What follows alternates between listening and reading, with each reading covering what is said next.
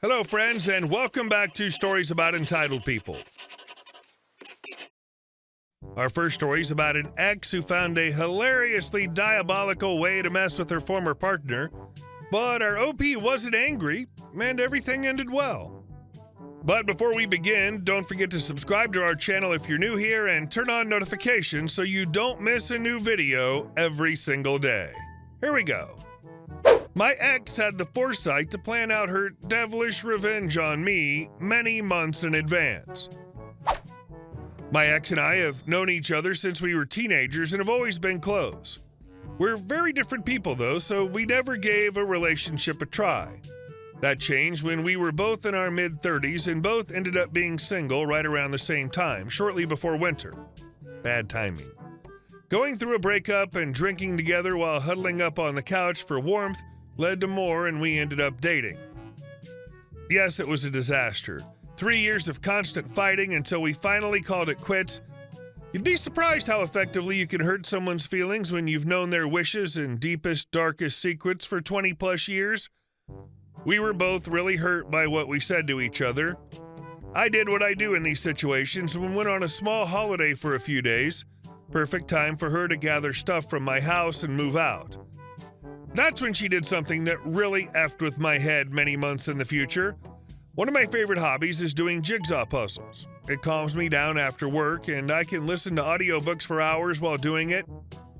And I don't mean some 500-piece puzzle that you can do in an evening. I mean huge puzzles with 15K plus pieces. Largest was 42K.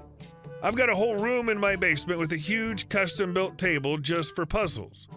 It's great, because the puzzle can just stay on the table for weeks or months while I plug away at it, and there's no chance of actually bumping pieces off the table and vacuuming them up. Why is that hobby important?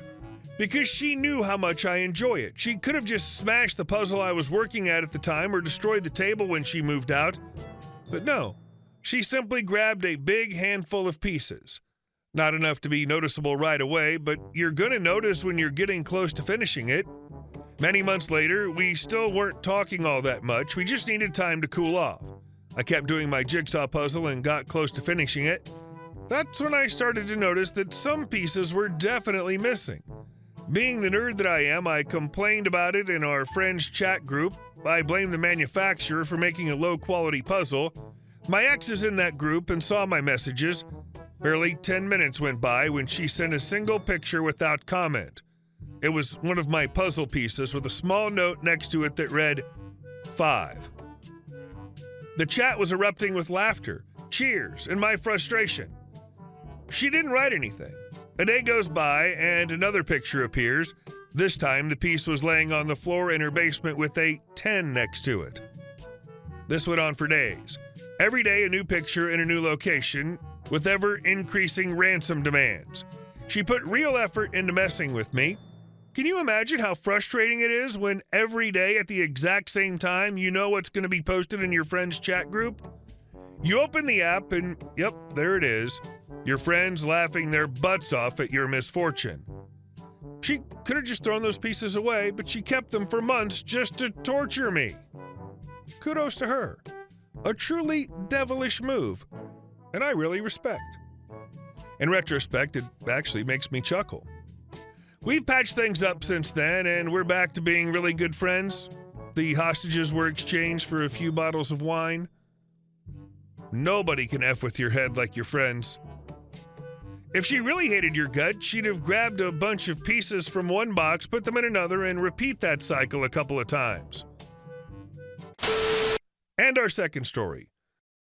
Price match doesn't work like that. This happened in 2016 when I worked for a supplement store. I was the store A manager and training up a new employee. A woman walked in and began looking through various things. I noticed right away that every time she would look at a product, she would play on her phone a minute and then put it in her basket. She played around the store for about 30 minutes. Now, in this 30 minutes or so, we must have offered to help her 20 times or at least asked if she had questions. Literally every time we would, she would just say, "No, I know what I'm doing." Well, most people who know what they're doing don't have to research everything on their phone for 5 minutes after seeing a product, but I get it. Some people just don't like salespeople. Now here's where things get sticky. She comes to the counter and I begin ringing her up. I ask her if she's a rewards member. She explains, no sir. And before you ask, I don't want to be either. Okay, fine, no biggie. So I continue. The woman mentions that she could get a lot of these supplements from another store much cheaper, and she knew for a fact they were the same ones.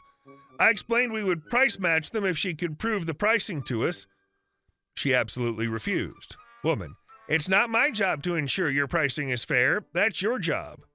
You need to dig through that for me.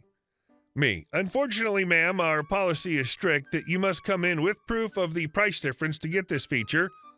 But as a courtesy, if you tell me the discount and it's not too extreme, I'll honor it this one time only. I swear, this is what the woman said to me. Woman, okay, you have a serious attitude problem and I'll need your customer service number to let them know about it, or you can offer me an additional discount on my products for my inconvenience. I get paid over $30 an hour for my work, and if you expect me to research for the price match, I would also be sending you an invoice for my time. My son's up the street at insert college here, making history, and he needs these things to help him perform in the field. How dare you ever try to keep that from him? And furthermore, price matching is not a courtesy. Price matching is where your business gouges the crap out of prices and then rewards those who aren't stupid enough to fall for your company being sleazy. So you better just note in there that these are the prices I pay every time I come in here. Now, as for today's purchase, I believe the discount at the other store was almost 50% off. So if you make it an even 70% for everything, then you'll have satisfied my original request and accounted for your terrible misbehavior. I looked at her for a minute and prepared my response. Me. Ma'am, I was willing to help you out, but now I'm not. The store's policy is clear that you must come in prepared for price match. No proof, no price match. Now, I will not be doing anything without that, and ma'am, I'm so sorry you feel as though I was rude. I understand some people don't like learning how the rules work. No worries. Here we offer a great customer complaint system. Go to website and submit. Don't have computer? Call this automated line. Your total today is full price. This woman literally just said, OMG, and this isn't over when she stormed out of the store. Guess it was over, because I never heard anything from it again. Would it just be easier to go buy them at the cheaper place than to make a jerk out of yourself? And our last story. Family trespasses on my ranch, claims it's a nature reserve, and nearly gets wrecked by my dogs. So first, let me give you some background to help you understand a few things. I run a cattle operation that I took over from my now-deceased father. I have a little over 100 acres, give or take, and my land and cattle are guarded by 12 half Maremma and half Sarplantinet guard dogs. This particular breed is big. The head of my biggest male and female is level with my middle rib, and I'm 6'2", so you can imagine just how large they are. All my dogs are trained to patrol the limits of my pasture and help clean the calves right after they're born. They're also trained to guide any visitors who come onto the property directly to me, and they can be very protective of me, their turf, and the cattle. One day I was patrolling the fence with one of my females, Freya, who's a total sweetheart. To make sure the fence wasn't knocked over by deer when I heard Freya huff and bark, I looked over to where she was pointing and saw two alphas, Fenrir, male, and Rosta, female, escorting a whole family towards me. There was a husband, wife, a boy, and a girl who were all wearing swimwear. Once they were near me, I called the dogs over. The father immediately began loudly complaining that the dogs had tried to attack him and his family. I merely raised an eyebrow and said, "Sir, if that were the case, you wouldn't be standing here now." He then started asking for the park ranger or the manager of this nature reserve, which confused me. I replied, "This isn't a nature reserve, this is a private ranch." Why would there be a nature reserve in the middle of a bunch of corn and soybean fields, i.e. farming country? The mother then piped up, "Well, it looked like it might be a nature reserve, so we thought it was." I could only shake my head in disbelief at what I was hearing. She went on to explain that they had come to look for a place to swim since the local lakeside beach was too full, and they found my creek thinking it'd be a good spot to swim. Not long after, my dogs found them and brought them to me. I apologized for getting upset, but told them they needed to leave. However, the dad insisted that they were going to swim, claiming I couldn't make them leave because it's a free country and he could do as he pleased since he was a sovereign citizen. I looked at him and asked, "Did that hurt?" He replied, "Did what hurt?" I said, "Well, all that stupid fell out of your throat because you're not a sovereign citizen. That stopped being a thing when Abe Lincoln died, and you aren't allowed to trespass on private land. Now then, I'm going to tell you again, you need to go back to your vehicle and leave right now."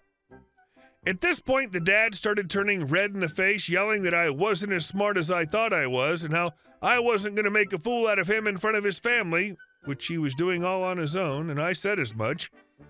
While this guy was ranting and raving, my dogs started to growl, positioning themselves in front of me as they know to do. I began to worry that this guy might provoke them, and I didn't want that for his sake more than anything else. I tried to calm the dogs down, but the dad decided to act on his anger and insecurities by making a grab for me. My heart stopped for a moment as Fenrir tackled the guy, grabbing him by the neck and holding him there, growling. I yelled at the dad not to move while his family started to panic. I managed to calm them down and shouted at Fenrir, "Fenrir, no, leave it, come." Fortunately, he listened and returned to me. I then chewed the dad out once again for trespassing, picking a fight, provoking my dogs, and almost getting himself killed, all for the sake of proving how much of a man he is. I helped him up, brushed him off, and checked on to make sure he wasn't bitten. I then tried to calm the woman and kids down, telling them one last time that they needed to leave. I shooed the dogs away and guided the family back to their car. They returned to their vehicle, which had been parked on the side of a gravel road, and I once again apologized for what had happened. The dad, who had calmed down, apologized as well before starting his car and driving off. "Sovereign citizen, this is my land. I can shoot any intruder and protect my land with a nuclear missile if I want to. Also, sovereign citizen, I can go where I want even if it's someone else's property. Who cares if my family gets injured in the process? I want to swim." Hey guys, thank you all for watching the video. I'll see you in the next one.